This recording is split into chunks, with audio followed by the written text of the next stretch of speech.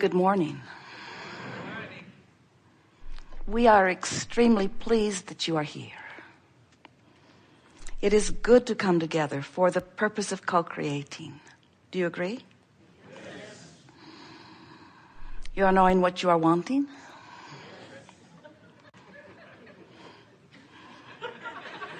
There's trouble over there.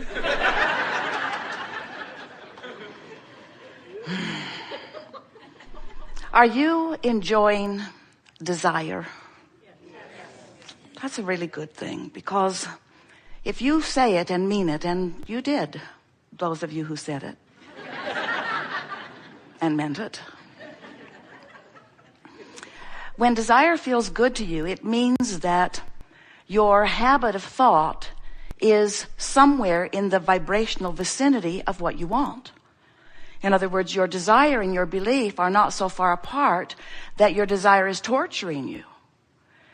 If you want something and you don't believe it will come, then that desire becomes unpleasant, and people will say things such as, I felt better before I knew I wanted that, but now I want it.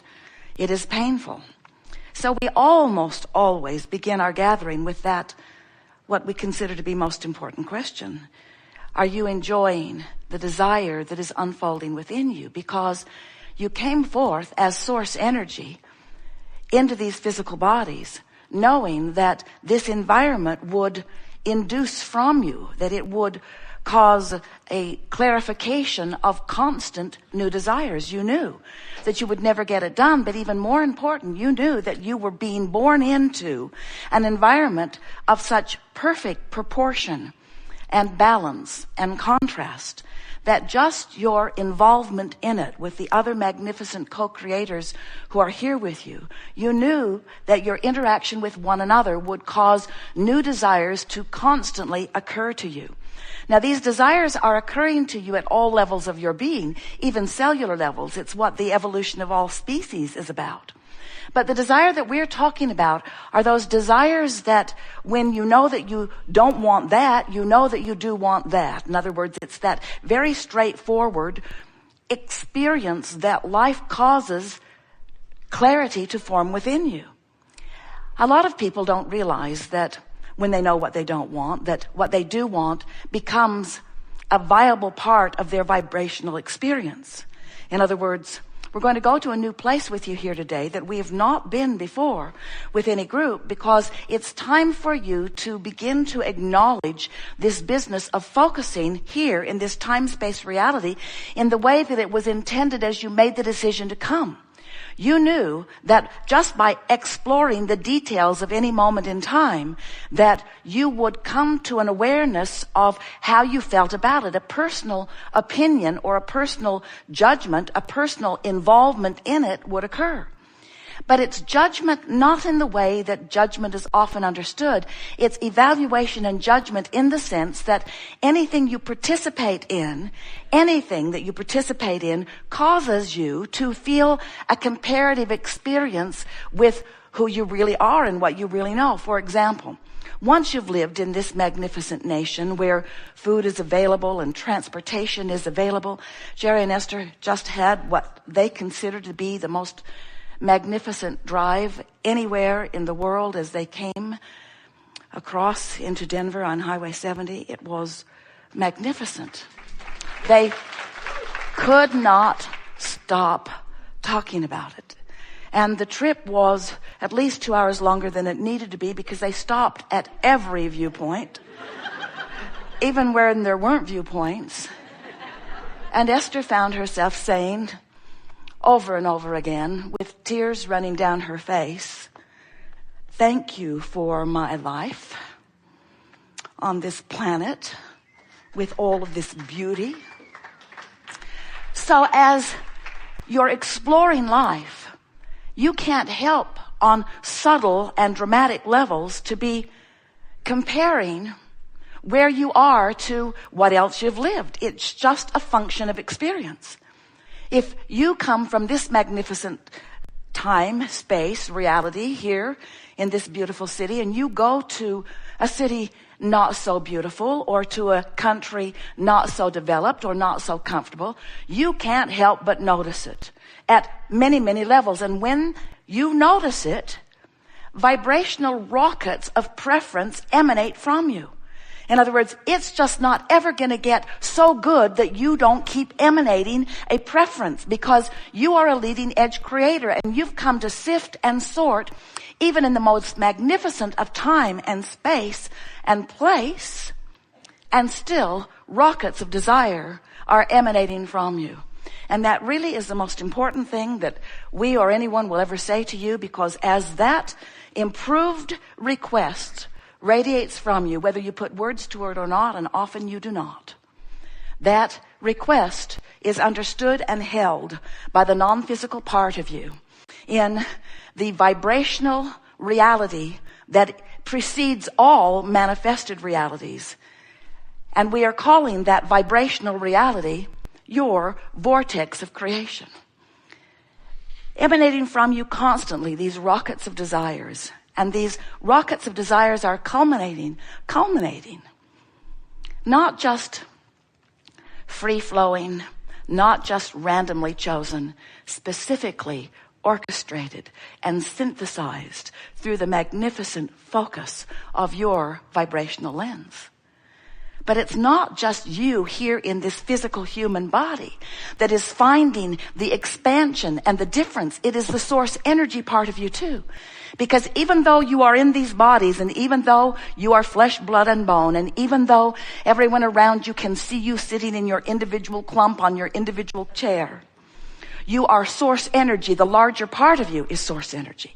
Far and away, the larger part of you is source energy. Only a little bit of you came here into this body. An important little bit came forth into this body. So as you explore and decide and send these rockets of desire, these rockets, these vibrational predecessors to the magnificent life that you will live, moves forth into this vortex of creation where the best of everything that you are choosing and deciding is held in a vibrational escrow, waiting for you, calling you forward, calling you toward it. And when you come forward, which means when you believe what you've put there, when you become a vibrational match to the vortex that life has helped you to carve out, when you move into that vortex, leaving all resistance and lower frequencies behind, achieving vibrational altitude to the furthest, most expanded part of your beingness, you feel good. That's what positive emotion is. When you feel passion, that's why. When you feel exhilaration, that's why. When you feel love or appreciation or joy, that's why. When you feel tension or apprehension or fear, when you feel blame or guilt, when you're worried, when you're angry, you're not in vibrational sync with who you really are. And that's the thing that we want you to understand. That's what we want you to hear. It's not that you're not up to speed with something that is outside of you. It's not that you're not meeting some criteria that someone outside of you has assigned. It's that you're not up to speed with you. It's because your life caused you to expand, and you're not taking the expansion because you're stuck in the beating of the drum of what we lovingly like to call your version of what is itis. In other words, this is what is. This is the truth of what is. I don't have enough money. I don't have enough money. I don't have enough money. I don't have enough money. I don't have enough money. I don't have enough money. I don't have enough money. But you do have a vibrational escrow which will translate itself into abundance of all manner, including financial fortune. But if you are on the vibration of I don't have enough money, you're not moving into the vortex, and you're not recognizing or realizing or following the trail. You're not sniffing it out. You're not rendezvousing. You're not in the right place at the right time. You're not hooking up with those that have the way. You are vibrationally out of sync with your own desire. And every time, no exceptions, that you are out of sync with your own desire, better said, out of sync with who you really are. Better said, out of sync with the larger part of you. Better said, out of sync with everything, including the larger part of you who is in your vortex. You must be a cooperative component to everything that you're asking for before it can manifest in your experience. And your awareness of what caused you to ask keeps you from being a match to what you've asked for. Do you ever find yourself so wanting to be understood by someone who doesn't understand that you just keep explaining where you're at? Maybe if I tell it one more time in a louder voice, this person will get me. And we say, give it up. Instead of trying to explain or justify or defend or rationalize, instead of trying to make things happen from outside the vortex, just let it go and focus upon something that is slight or absent of resistance. And it is our promise to you that when you're not pulling against the current of your own vortex, you'll move in easily. It's also our promise that you will move in eventually. We just don't think you should have to croak to do it. The question is not, will you join the larger part of you? The question is, will you do it willingly? And that's really what this gathering is about. We want to show you how to release your patterns of thought that are the only thing that are keeping you from what's in your vortex. We want to show you how to release beliefs that are contrary to desires. And when you release beliefs that are contrary to desires, your desires dominate and you're a vibrational match to them, and then they must manifest in your experience. There are so many practical minds today out there annoyed even at the concept of law of attraction, saying, but what about all those people who I know very well wanted this and this and this and this, and they're not getting it. So don't tell me all you have to do is identify what you want and you get it, because there are all kinds of people, they will say, especially me, who want things that I am not getting. This law of attraction stuff stinks, they will say. And we say, law of attraction is so valid and so accurate that it always gives you a perfect reflection of how you feel about every single thing. And what trips so many of you up is that you feel validated and justified in feeling the way you feel about things, because you say, this is what reality is, and I've been taught to face reality. So I'm just telling the truth. I'm just telling it like it is. And we say, don't do that. And you say, whoa, that upsets everything that I've been taught from the beginning of listening. I've been taught that I'm supposed to face reality and admit to it, own up to it. And we say, if you let what is be what you give your dominant attention to, you cannot move into what you're asking for from your place of knowing what is. You have to let go of what is in order to go to what you are desiring. Now we know some of what is exactly what you want. Give your undivided attention to that. That's wonderful. But if there are things in your experience that are not as you want them to be, you've got to find a way to focus upon what it is you want. And it's so much easier than you know, because when you know what you don't want, you always know what you do want. You're just not a vibrational match to it yet, but if you will try just a little bit, you can shift your vibration. You can train yourself. You can train yourself into a higher frequency. You can train yourself into the belief of what you want. You can do it. You just have to know about frequencies. You can't set your radio dial on 6:30 a.m. and hear what's being broadcast on 98.7 FM. The frequencies have to match up. The transmission and the reception have to be on the same vibrational wavelength.